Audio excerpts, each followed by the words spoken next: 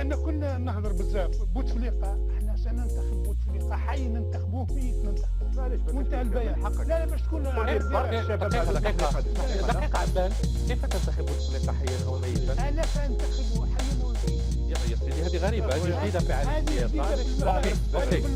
لا أنا حبيت المفاهيم جديدة. الرئيس مترشح وستجدون الرئيس مترشح باسم حزب جبهة التحرير الوطني. الرئيس مترشح، فلتأخذ ما قلت لك، لا تأخذ ما تقول أنت، خذ ما قلت لك. أنا مسؤول عن ذلك الكلام الذي قلته. الرئيس مترشح.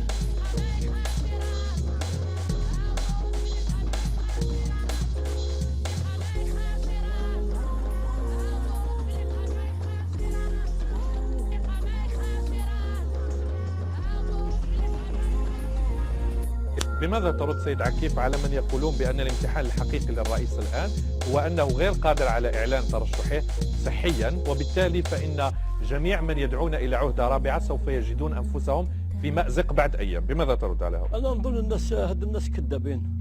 الرئيس ما هضرش معه، الرئيس بصحة جيدة. الرئيس راه بصحة جيدة، الرئيس راه يخلوه يخدم تونكيل برك. الناس لقات مشكل غير في الرئيس. طيب هذا الرئيس الذي نشاهده على التلفاز متعبا، أليس هو الرئيس بوتفليقه؟ لا، هذاك اسمح لي تاع متعبا الديكور نجم التلفاز كيما هذا تنجم تخدم واش المهدي.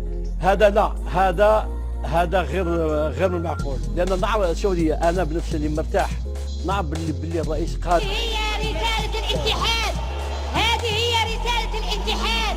ندعو الرئيس أن يترشح لأن يرفض نداء النساء الجزائريات. لا يمكن أن يرفض نساء الجميلات. لا نقول لفخامة رئيس الجمهورية، لا يمكن أن يرفض نساء الجميلات. الذي الجزائر مقبل عليه ألا وهو الانتخابات الرئاسية.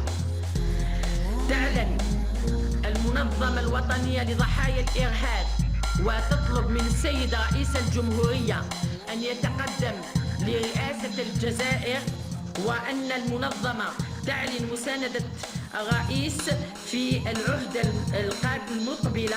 ولم يأتي هذا الاختيار نتيجة خبطة عشوائية، لكن كان بطبيعة الحال لأنه استرجع الأمن والاستقرار، والجزائر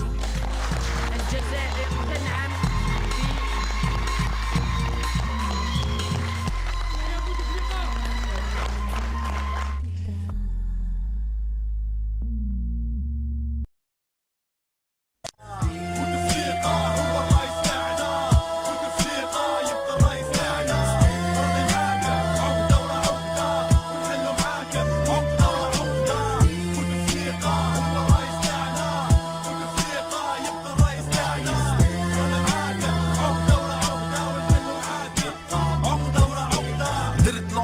باش تعاون به لجان نقص الشماج وراح اللي كان. سهلتي للناس عملية الاتصال، الانترنت ولا النورمال في كل دار. زينة العاصمة مطار عليه الكلام، وان شاء الله نصليو في العزيز بالايمان. لو ترد ارتاها من الشرق للغرب، بيك انت يا بوتفليقه البعيد قربه. بنيتي يا مدارس، بنيتي جامعات، بنيتي معامل ومستشفيات. نحييك يا عزيز يا بطل الله، الشعب راهو معاك بالكلمة والعمل. متعاهد معاك عهدة ورا عهدة، ويحل معاك ان شاء الله عقدة ورا عقدة. زيد القدام يا عبد العزيز بوتفليقة، شعب الجزائر راهو داير فيك الدقيقة. بوتفليقة